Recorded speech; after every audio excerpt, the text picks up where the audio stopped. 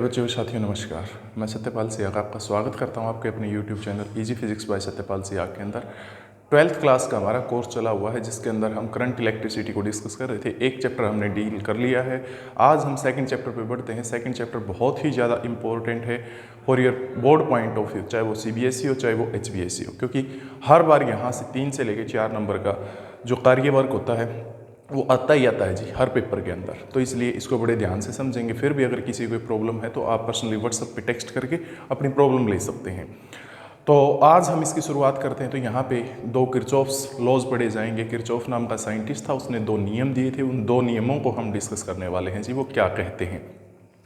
जहाँ पे Ohm's law किसी सर्किट को सोल्व करने में फेल हो जाता है, ओम्स लॉ की हेल्प से सिंपली हम किसी इलेक्ट्रिक सर्किट को सोल्व नहीं कर सकते, तो फिर किरचॉफ्स लॉज की हम हेल्प लेते हैं। किरचॉफ ने 2 नियम दिए हैं, चाहे आप इनको AC पे अप्लाई कीजिए चाहे इनको DC पे अप्लाई कीजिए, ये एप्लीकेबल होते हैं जी। तो सबसे पहले किरचॉफ्स करंट रूल या फिर किरचॉफ्स जंक्शन रूल या किरचॉफ्स जंक्शन लॉ भी इसको बोल दिया जाता है। क्या कहता है, किस तरीके से इसकी मैथमेटिकल फॉर्म है, और प्यारे बच्चों हम यहाँ पे इसको कैसे समझेंगे। ये कहता है कि किसी भी जंक्शन के ऊपर मिलने वाले करंट का एल्जेब्रिक सम हमेशा 0 होता है। The algebraic sum of current meeting eight a junction is always 0। अब सबसे पहले तो यही पता होना चाहिए जंक्शन का मतलब क्या है। What do you mean by junction? जहां पे 2 या 2 से ज्यादा रास्ते मिलते होते हैं उस जगह को जंक्शन बोला जाता है, सिंपल सी भाषा में। तो यहाँ इलेक्ट्रिसिटी में जंक्शन का मीनिंग क्या है? जहाँ पे 2 या 2 से ज़्यादा तार मिलेंगी, 2 या 2 से ज़्यादा वायर्स जिस पॉइंट पे मीट करती हैं, मिलती हैं, उसी को हम जंक्शन बोल देते हैं।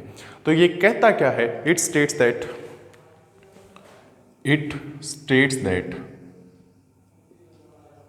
algebraic sum of electric current meeting at a junction is always 0। ये बात ये हमारे को बता के जाता है कि जितने भी करंट किसी जंक्शन पे मिलते हैं उन सभी का जोड़ अगर आप निकालोगे तो वो हमेशा 0 आएगा। तो हम इसकी एक्सप्लेनेशन देते हैं। एक्सप्लेनेशन देने के लिए आप एक जंक्शन को कंसीडर कर लीजिए। मान लेते हैं ये वो पॉइंट है, ये वो जंक्शन है जहाँ पे ये 5 वायर्स मिलती हैं। ये जंक्शन है और 5 तार यहाँ पे मिली हुई हैं जी आपस में इस पॉइंट पे। मान लेते हैं इस वायर में से करंट आता है I1 जंक्शन की तरफ, इसमें से भी करंट आता है I2 जंक्शन की तरफ, इस वायर से करंट चला जाता है I3 जंक्शन से दूर, और इसमें से मान लेते हैं I4 करंट आता है जंक्शन की तरफ, और इसमें से मान लेते हैं जंक्शन से करंट चला कर वो करंट जाता है उसकी वैल्यू I5 मान लीजिए। तो अब ये क्या कहता है? ये कहता है कि इन सभी का एल्जेब्रिक सम यदि निकालेंगे तो वो 0 आएगा। मीन्स मैथमेटिकल फॉर्म इसकी मिलेगी हमारे को, summation I is equal to 0। Summation I means algebraic sum of current meeting at the junction. जब इसकी एक्सप्लेनेशन देते हैं तो सबसे पहले हमारे को साइन कन्वेंशन देनी पड़ेगी बेटे। साइन कन्वेंशन से ही फिर हम इसको आगे समझ सकते हैं, सोल्व कर सकते हैं। तो यहाँ पे 2 साइन कन्वेंशन दी जाती है। क्या? Current entering at the junction is taken to be positive. Current entering at junction is positive. जो करंट जंक्शन की तरफ आएगा, मीन्स जंक्शन पे आएगा। जैसे इस फिगर से देखिए, ये करंट भी जंक्शन की तरफ आता है, ये करंट भी जंक्शन की तरफ आता है, और ये वाला करंट भी जंक्शन की तरफ आता है। तो इनको तो कैसा लेंगे बच्चों? Positive. Second, current leaving the junction. जो करंट जंक्शन से दूर जाता है, जंक्शन को छोड़ के जाता है, current leaving the junction is taken to be negative. उसको नेगेटिव लिया जाएगा बेटा।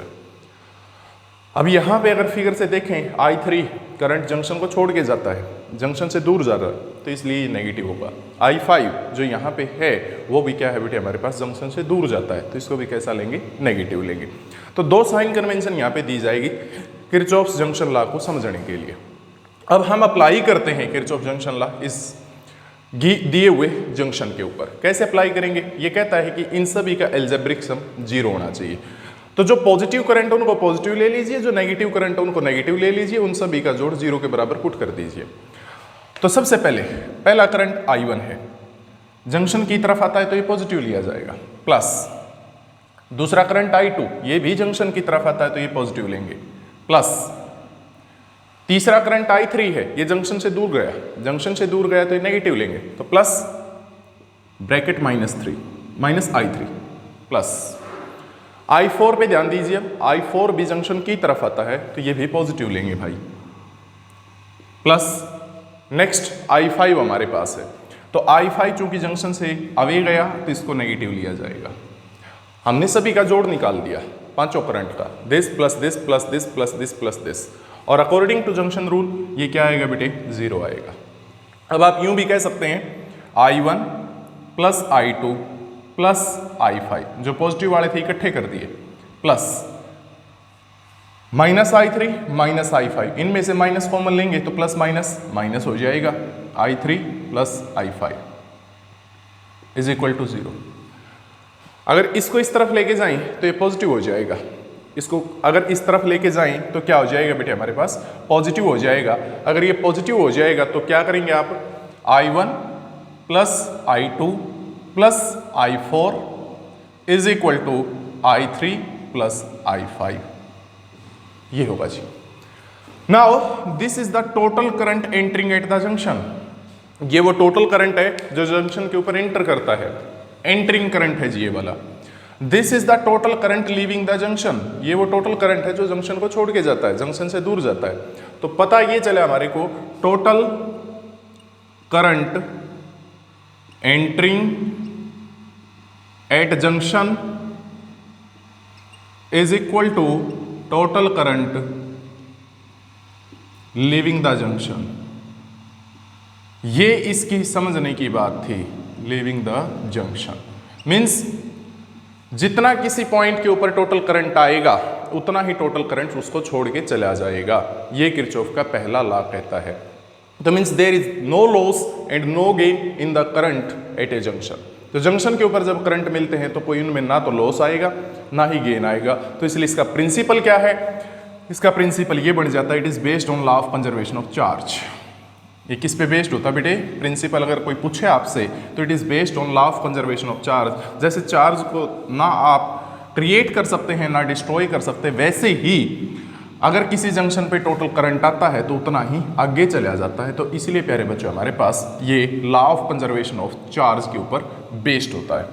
तो ये थी जी हमारे पास किरचॉफ्स फर्स्ट लॉ की स्टेटमेंट, उसकी एक्सप्लेनेशन और उसकी मैथमेटिकल फॉर्म। तो जिंदगी में एक बात याद रखना, किरचॉफ का जो करंट लॉ है उसके अकॉर्डिंग जो रिजल्ट आता है वो निकल के आता हमारे पास कुछ ऐसा कि जितना जंक्शन पे करंट आया उतना ही जंक्शन से करंट चला गया। दूसरी खास बात ये नोट करने की यहाँ पे कि इसको आप ओपन सर्किट पे भी लगा सकते हैं, इसको आप क्लोज सर्किट पे भी लगा सकते हैं, कोई प्रॉब्लम नहीं, किसी प्रकार का सर्किट हो जाए। ठीक है जी। अब आता है Kirchhoff second law, Kirchhoff's second law, Kirchhoff का दूसरा नियम। इसको दूसरे नाम किरचॉफ्स वोल्टेज लॉ भी बोल देते हैं। तीसरा इसी का नाम होता है किरचॉफ्स लूप लॉ। तीन नाम होते हैं जीसी के। आप इसको किरचॉफ सेकंड लॉ भी बोल सकते हैं, किरचॉफ वोल्टेज लॉ भी बोल सकते हैं, किरचॉफ्स लूप लॉ भी बोल सकते हैं, ये भी बहुत इंपॉर्टेंट है। अब ये कहता क्या है, फिर इसकी मैथमेटिकल फॉर्म और फिर इसकी एक्सप्लेनेशन। तो ये कहता क्या है बेटे, सबसे पहले मैं यहां पे लिख देता हूं, फिर वो डेफिनेशन एक्सप्लेनेशन के बाद समझ में आएगी। It states that total algebraic sum of voltage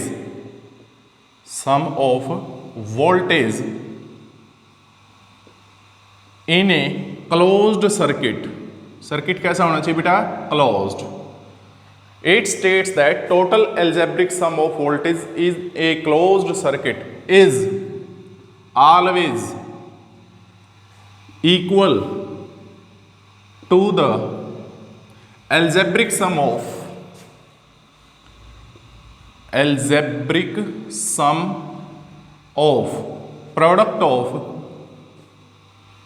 resistance with respective current flowing through it, with respective current flowing through it ये कह के जाता है जी। यहां पे क्या करना है, टोटल एल्जेब्रिक सम निकालना है आपको। किस चीज का, वोल्टेज का। कहां पे, क्लोज्ड सर्किट के अंदर। और वो किसके इक्वल आएगा, वो इक्वल आएगा algebraic sum of product. Algebraic sum आएगा बट किसकी प्रोडक्ट का होगा algebraic sum of, product of resistance with respective current flowing through it. ये कह के जाता है जी। जब अप्लाई करेंगे तब बड़ा इजीली समझ में आ जाएगा।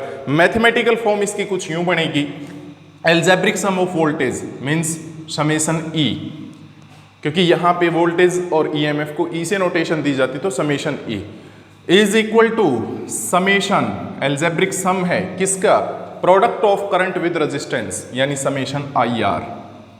आई आर का मतलब product of current with resistance, और फिर उन सभी का क्या निकाल दिया हमने, एल्जेब्रिक सम निकाल दिया जी। ये इसकी मैथमेटिकल फॉर्म है प्यारे बच्चों। अब इसको हम एक्सप्लेन करने के लिए एक सर्किट डिजाइन करेंगे और उसके बाद साइन कन्वेंशन देके इसको अप्लाई कर देंगे। लेट अस सपोज ये एक सर्किट आर्बिट्रेरी, यहां पे एक सेल लगा दिया हमने जिसकी ईएमएफ E1 मान लेते हैं, यहां पे एक रेजिस्टेंस मान लेते हैं, इसके साथ जोड़ दिया R का, एक रजिस्टर यहां पे लगा दिया सपोज R2 उसका रेजिस्टेंस R3 मान लीजिए, एक सेल यहां पे जोड़ दिया पॉजिटिव नेगेटिव, और मान लेते हैं यहां पे जो रजिस्टर हमने लगा दिया वो R2 है। लो जी, अब इसमें जंक्शन है बहुत सारे, ये रहा ये रहा ये रहा, ये भी है ये भी है ये भी है, तो आप इन सभी के नाम रखते हैं इन पॉइंट से, A B C D E F। लो जी, नाम भी रख दिए। अब जैसे ही सर्किट क्लोज होगा तो इसमें से करंट चलना स्टार्ट करेगा। सबसे पहले इस सेल की बात करते हैं, इसकी वजह से करंट मान लीजिए I1 चलेगा, तो पॉजिटिव टर्मिनल से स्टार्ट होगा, यहां से स्टार्ट होगा, इस तरफ आया I1। इसकी बात अगर करें हम तो इसकी ईएमएफ E2 मान लेते हैं। जब इसकी वजह से करंट चलेगा तो वो भी इसके पॉजिटिव टर्मिनल से बाहर निकलेगा और वो करंट मान लेते हैं I2 निकल जाता है जी। तो जब B पॉइंट पे पहुंचते हैं तो I1 करंट इस तरफ से आया, I2 करंट इस तरफ से, तो इन दोनों का जो टोटल सम होगा वो यहां चला जाएगा, क्योंकि किरचॉफ का करंट लॉ यही कहता है जितना करंट आया था उतना ही आगे जाएगा। तो इस जंक्शन पे I1 करंट इस तरफ से आया, I2 करंट इस तरफ से, तो आगे कितना जाएगा, दोनों का जोड़, दोनों का जोड़ I3 मान लीजिए आप सिंपली। लो जी, इसमें से I3 करंट चला जाता है, ये चला गया। फिर जैसे ही इस बिंदु पे एक करंट पहुंचा तो इसके आगे जाने के दो रास्ते हो गए, एक ऊपर की तरफ और एक नीचे की तरफ। अब दो रास्ते अगर हो जाते हैं तो बैटरी की खासियत होती है वो जितना करंट देती है उतना ही वापस लेती है। इस बैटरी ने करंट I1 दिया था तो वापस भी कितना लेगी जी, ये I1, और ये I1 करंट यहां से चलता हुआ इसमें वापस पहुंच जाएगा। बात करें अब इस बैटरी की, इसने कितना करंट दिया I2, तो ये वापस कितना ले लेगी, I2 ले लेगी। तो I3 जो करंट पहुंचा था I1 तो उसमें से ऊपर चला गया और बाकी का बचा हुआ I2 इस तरीके से बैटरी के पास वापस आ गया। तो ये सर्किट ले लिया। अब इस सर्किट के अंदर किरचॉफ सेकंड लॉ में अप्लाई करना है तो उसके लिए सबसे पहले साइन कन्वेंशन देनी पड़ेगी। बेटा किस तरीके से सोल्व करें, तो साइन कन्वेंशन को समझिए और रिजल्ट फाइंड आउट कीजिए। पहली साइन कन्वेंशन क्या कहती है, पहली साइन कन्वेंशन कहती है कि जो भी क्लोज्ड पाथ आपने चूज किया उसके ऊपर मूव कीजिए, आप चलिए, जिस तरीके से नेमिंग दी गई है क्लोज्ड पाथ की उसके अकॉर्डिंग चलिए, और चलते समय यदि बैटरी का नेगेटिव टर्मिनल पहले आ गया तो उसकी ईएमएफ को पॉजिटिव लेना है, और यदि चलते समय पहले पॉजिटिव टर्मिनल आ गया उसकी ईएमएफ को नेगेटिव लेना है। दो बातों का ध्यान रखना, क्या, पहली साइन कन्वेंशन के अंदर if negative terminal of battery comes first, battery comes first, यदि पहले आ गया तो then it's EMF is taken to be positive. कैसे लेनी बच्चों, पॉजिटिव लेनी है बेटे। और यदि मूव करते समय पॉजिटिव टर्मिनल पहले आ गया बैटरी का तो ईएमएफ नेगेटिव लेंगे आप यूं भी कह सकते हैं एंड वाइस वर्सा। इस वाइस वर्सा का तात्पर्य यहां पे ये है कि यदि पॉजिटिव टर्मिनल पहले आ गया चलते हुए बैटरी का तो उसकी ईएमएफ नेगेटिव लेनी है, और यदि नेगेटिव टर्मिनल पहले आया हुआ है तो उसकी ईएमएफ पॉजिटिव लेनी है। बस इतनी सी बात का ध्यान रखिए। दूसरी बात, जिस सेंस में आप चलते हैं, जिस डायरेक्शन में आप चलते हैं, यदि रजिस्टर में से करंट उसी डायरेक्शन में जाता हो तो रजिस्टर की और करंट की गुणा लेनी है पॉजिटिव, और यदि आपकी और करंट की डायरेक्शन अपोजिट है रजिस्टर पे से चलते हुए तो दोनों की गुणा लेनी है नेगेटिव। दोबारा रिपीट करता हूं शुद्ध भाषा में, यदि रजिस्टर पे मूव करते हैं आप, जिस दिशा में आप जाते हैं उसी दिशा में करंट जाए तो दोनों की गुणा लेंगे पॉजिटिव, और यदि करंट की डायरेक्शन और आपकी डायरेक्शन दोनों अपोजिट हैं तो उस समय दोनों की गुणा कैसे ली जाएगी बच्चों? नेगेटिव। तो if the direction of current and our movement is same across resistance then product is positive and vice versa। वरना क्या ले लेंगे बच्चों? नेगेटिव ले लेंगे जी। ये दो बातें ध्यान रखनी है बेटे, आप कहीं भी जिंदगी में किरचॉफ्स वोल्टेज लॉ अप्लाई करेंगे तो फेल नहीं होंगे, श्योरिटी। अब इसको अप्लाई करते हैं इस सर्किट के ऊपर इन दिए हुए साइन कन्वेंशंस की हेल्प से। तो कैसे अप्लाई करें वो देखना हमेशा बस। सबसे पहले मैं एक छोटा क्लोज्ड पाथ या छोटी लूप ले लेता हूं। इन क्लोज्ड पाथ सबसे पहले मैं क्लोज्ड पाथ चूज कर लेता हूं A B E F A. दिखाई देगा ना आपको? पहले तो ये देखो कि ये दिया हुआ पाथ क्लोज्ड है भी या नहीं भी। ए से बी, बी से ई से एफ और एफ से ए। लो जी, ए से बी, बी से ई से एफ, एफ से ए। सर्किट में चलते रहिए आप जो नाम दिया उसके अकॉर्डिंग। ए से बी, बी से ई से एफ और एफ से ए। जिस बिंदु से चले थे घूम फिर के उसी पे पहुंच गए वापिस हम, तो ये रास्ता क्लोज्ड है, ये लूप क्लोज्ड है, ये पाथ क्लोज्ड है प्यारे बच्चों। तो यहाँ पे किरचॉफ सेकंड लॉ अप्लाई कर सकते हैं। तो अब जैसी भी सेंस दी गई है, जो नेमिंग दी गई है पाथ की, उसके अकॉर्डिंग चल पड़िए आप और बैटरी ढूंढ के आइए। चल पड़िए। ए से बी गई, ए से बी कोई बैटरी नहीं आई, no battery is here. B से ई गई, बी से ई चले जाते हैं जी हम, ये गई, यहां भी कोई बैटरी नहीं है। फिर ई से एफ चले गई जी, कोई बैटरी नहीं।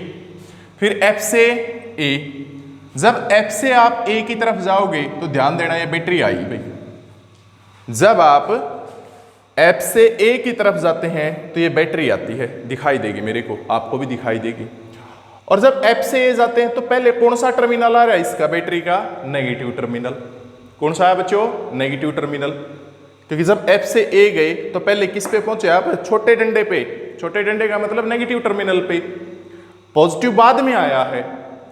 तो सबसे पहले आपको ध्यान देना है कि जब यहां से यहां गए हैं तो कौन सा टर्मिनल पहले आया, और यहां पे दिख गया आपको कि नेगेटिव टर्मिनल पहले आया। और साइन कन्वेंशन के अकॉर्डिंग यदि नेगेटिव टर्मिनल पहले आया तो इसकी ईएमएफ पॉजिटिव लेंगे हम। कैसी लेंगे बेटे? पॉजिटिव। तो इसलिए ईएमएफ जो होगी इस सर्किट के अंदर या वोल्टेज जो होगी टोटल वो E1 ही है जी, बस, इससे फालतू है ही नहीं। ये तो आ चुकी। अब बात करते हैं हम करंट और रेजिस्टेंसेस की प्रोडक्ट की। अब चल पड़िए वापस ए से बी, बी से ई से एफ, एफ से ए, और देख क्या ये क्या रेजिस्टेंसेस आए हैं या नहीं आए। ए से बी गए, ए से बी गए, कोई रजिस्टर नहीं है। बी से ई गए, बी से ई गए, बी से ई, तो ये रजिस्टर आ गया बेटी R3। इसमें से करंट कितना चलता? I3। मैं किस तरफ जाता हूं? बी से ई, और करंट भी किस तरफ जाता है? बी से ई। यानी मेरी और करंट दोनों की डायरेक्शन सेम है, और दोनों की डायरेक्शन सेम है तो इन दोनों की गुणा कैसी लोगे आप? पॉजिटिव। कैसे लेंगे बेटे? पॉजिटिव। तो मींस I3 और R3 की जो प्रोडक्ट है वो पॉजिटिव है जी यहां पे। अब चल पड़िए आगे। ई से एफ चलो भाई, ई से एफ चलिए। ई से एफ कोई रजिस्टर नहीं है, नो रजिस्टर इज हेयर। फिर एफ से ए, जब एफ से ए गए तो रजिस्टर R1 आ गया। कौन सा आया? R1। करंट कितना चलता है इसमें से? ये वाला जो कि I1 है। अब मैं भी F से A जाता हूं और जो करंट इसमें जाता है वो भी किस तरफ जा रहा है बेटे, F से A। तो दोनों की डायरेक्शन मेरी और करंट की सेम है, तो इसलिए प्रोडक्ट जो होगी वो दोनों की प्रोडक्ट कैसी ले ली जाएगी, पॉजिटिव। तो मीन्स I1 की और R1 की जो प्रोडक्ट है वो भी पॉजिटिव। तो यहां पे दो प्रोडक्ट आ गई, एक तो ये आ गई करंट और रेजिस्टेंस की, एक ये आ गई। अब इनका एल्जेब्रिक सम निकाल दें आप। इनका सम निकालेंगे तो क्या आ जाएगा बेटे, I1 R1 plus I3 R3। Total EMF circuit की इतनी है, टोटल एल्जेब्रिक सम जो है करंट और रेजिस्टेंस की प्रोडक्ट का वो इतना है। और अभी थोड़ी देर पहले किरचॉफ्स लॉ ने बताया था algebraic sum of voltage is equal to algebraic sum of product of current and resistance, ये होता है जी। तो टोटल EMF E1 है, और जब आपने करंट और रेजिस्टेंस की प्रोडक्ट का एल्जेब्रिक सम निकाल दिया तो वो इतना आया। तो E1 is equal to I1 R1 plus I3 R3। इस तरीके से ये किरचॉफ्स लॉ अप्लाई कर दिया बेटे हमने इस क्लोज्ड पाथ के अंदर। आई थिंक आपको समझ में आया है। फिर भी अगर कोई डाउट है तो टेक्स्ट कर दीजिए आप प्लीज। अब मैं बड़ा पाथ ले लेता हूं, बड़ी लूप ले लेते हैं हम, और बड़ी लूप के अंदर इसको अप्लाई करके देखते हैं क्या रिजल्ट देता हमारे को ये। अब की बार बड़ा पाथ जो चूज कर लेते हैं वो चूज कर लिया हमने ABCDEFA, ABCDEFA इन क्लोज्ड पाथ। क्लोज्ड पाथ कौन सा चूज किया अब की बार, A से B, B से C, C से D, D से E, E से F और F से वापस A। लो जी, ये चूज कर लिया ABCDEFA क्लोज्ड पाथ बड़ा सारा चूज कर लेते हैं। अब जो सेंस दी गई है क्लोज पाथ की उसके अकॉर्डिंग चलिए और बैटरी को ढूंढिए बेटे। हेल्प करवाइए आप मेरी, जो आप सोच रहे हैं वही मैं सोच रहा हूं, बिल्कुल सही सोच रहे हैं। चलेंगे कैसे, A से B कोई बैटरी आती है, नहीं आती। B से C कोई बैटरी है ही नहीं जी। C से D जब गए तो बैटरी आई ये वाली। और जब आप C से D जाते हैं तो ध्यान दीजिए पहले कौन सा टर्मिनल आ रहा है इसका, पॉजिटिव टर्मिनल आता है या नेगेटिव टर्मिनल। जब C से D जा रहे हैं तो सबसे पहले कौन सा टर्मिनल आ गया इसका, पॉजिटिव टर्मिनल। कौन सा, पॉजिटिव। तो इसकी EMF कैसी लेंगे साइन कन्वेंशन के अकॉर्डिंग, नेगेटिव। यानी टोटल वोल्टेज इसकी कैसी ली जाएगी बेटे, नेगेटिव। एक वोल्टेज तो यह आ गई। अब चलो फिर आगे, D से E कोई बैटरी नहीं, E से F कोई बैटरी नहीं। अब F से वापिस से, जब F से A पे गए हैं तो ये बैटरी आ गई, और ये बैटरी आ गई तो F से A की तरफ जाते हुए पहले कौन सा टर्मिनल आ रहा है इसका, नेगेटिव टर्मिनल। तो अकॉर्डिंग टू साइन कन्वेंशन इसकी EMF या वोल्टेज कैसी लेंगे बेटे, पॉजिटिव। कैसे लेंगे बच्चों, पॉजिटिव। और तो कोई है ही नहीं, तो टोटल वोल्टेज कितनी होगी सर्किट की, टोटल वोल्टेज के लिए इनका क्या निकाल देंगे, जोड़, algebraic sum means E1 plus minus E2, यानी एल्जेब्रिक सम ऑफ वोल्टेज इस बड़ी लूप के अंदर आ जाता है E1 minus E2, equation first. अब चल पड़िए आप दोबारा से रेजिस्टेंस को ढूंढने के लिए। A से B गए, कोई रेजिस्टेंस हमारे पास नहीं आता। B से C गए, कोई भी नहीं आया। C से D गए, रेजिस्टेंस आया, कौन से वाला आया, ये R2। इसमें से करंट कितना चलता है, ये वाला चलता है जी I2। किस तरफ चलता है, इस तरफ, D से C की तरफ। लेकिन हम किस तरफ मूव कर रहे हैं, C से D, यानी रजिस्टर के अक्रॉस हमारी मूवमेंट की डायरेक्शन और करंट की डायरेक्शन दोनों अपोजिट हैं, दोनों विपरीत हैं। और यदि विपरीत हैं तो करंट की और रेजिस्टेंस की जो गुना होगी I2 की R2 के साथ, गुना तो आएगी बट वो गुना कैसे ली जाएगी, नेगेटिव लेंगे हम। कैसे लेंगे, साइन कन्वेंशन के अकॉर्डिंग नेगेटिव। लो जी, एक प्रोडक्ट ही आ गई। अब D से E जाइए आप, D से E कोई रेजिस्टेंस नहीं, E से F कोई रेजिस्टेंस नहीं, F से A रेजिस्टेंस तो आता है, कितना आता है, R1। कितना करंट चलता है इसमें से, I1। किस तरफ चलता है, F से A। हम किस तरफ जा रहे हैं, F से A, यानी दोनों की डायरेक्शन सेम, तो इनकी गुणा कैसी लेंगे बेटे, पॉजिटिव। कैसे लेंगे, पॉजिटिव। तो यहां पे I1 की और R1 की हमने गुणा कर दी और वो गुणा कैसी ली जाएगी, पॉजिटिव। तो दो प्रोडक्ट आ गई यहाँ पे करंट और रेजिस्टेंस की, एक ये वाली और एक ये वाली। अब इनका एल्जेब्रिक सम निकाल दीजिए, मींस समेशन IR जो आएगा इस सर्किट में, algebraic sum of product of current and resistance, that is equal to I1 R1 plus minus I2 R2। यूं कह सकते हैं आप I1 R1 minus I2 R2, ये इक्वेशन सेकेंड। अब किरचॉफ ने थोड़ी देर पहले बताया था summation E is equal to summation IR। जब हमने इस क्लोज्ड पाथ के अंदर किरचॉफ सेकंड लॉ अप्लाई कर दिया तो समेशन E की वैल्यू तो है E1 माइनस E2, हाँ जी बिल्कुल श्योर, और समेशन IR की वैल्यू है ये वाली I1 R1 minus I2 R2। इस तरीके से आप इनको क्या कर सकते हैं, अप्लाई कर सकते हैं बच्चों।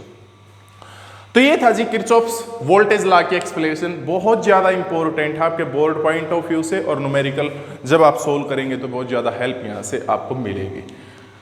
इन this way Kirchhoff's laws are over. अब मैं इन दोनों को कंपेयर कर देता हूँ, बस 2 मिनट और लूँगा जी आपकी।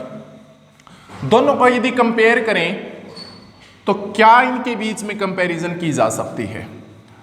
सबसे पहली बात यह है कि किरचॉफ्स वोल्टेज लॉ का प्रिंसिपल जो अभी तक हमने नहीं डिस्कस किया वो बता देता हूं। It is based on law of conservation of energy. ये law of conservation of energy पे बेस्ड होता बेटा, क्योंकि फिजिक्स में लॉ तो 3 ही हैं और घूम फिर के सारी फिजिक्स इन 3 नियमों पे टिकी हुई है। चाहे आप इसको कहीं तक भी स्टडी कीजिए, चाहे PhD तक या पोस्ट डॉक्टरेट तक आप इसको डिस्कस कीजिए, 3 ही लॉ काम करते फिजिक्स में। Law of conservation of charge, law of conservation of mass energy and law of conservation of momentum. बस इन 3 के अलावा कोई चौथा नियम नहीं होता फिजिक्स के अंदर।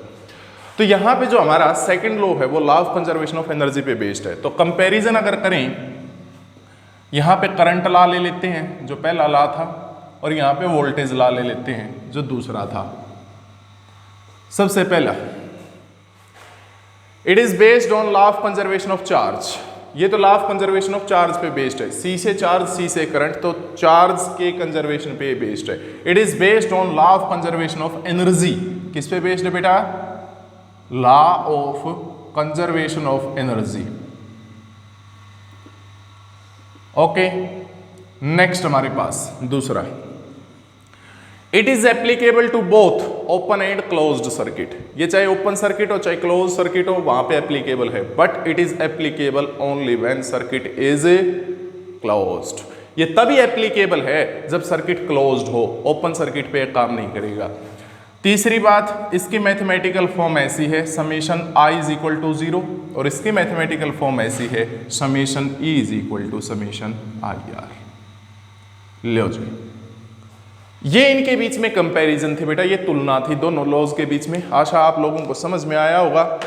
इसलिए अगर आपको लेक्चर समझ में आते हैं तो कमेंट बॉक्स में जाके ज़रूर कमेंट्स कीजिए कि आपको कैसा लगता है। कोई फिर भी अगर कमी लगती है, भाई ये कमी है, तो आप बता दीजिए, वो कमी हम दूर करेंगे भविष्य के अंदर। और इतना प्यार प्रेम स्नेह देने के लिए आपका बहुत बहुत धन्यवाद। वीडियो को अंत तक देखने के लिए thanks a lot once again. मिलते हैं नेक्स्ट लेक्चर के अंदर हम व्हीटस्टोन ब्रिज प्रिंसिपल और मीटर ब्रिज को डिस्कस करने वाले हैं, जो कि एक प्रैक्टिकल डिवाइस रहेगा। मैं साथ में बाकायदा उसको लेके भी आऊँगा। तो जुड़े रहिए, देखते रहिए easy physics bye Satyapal Siya.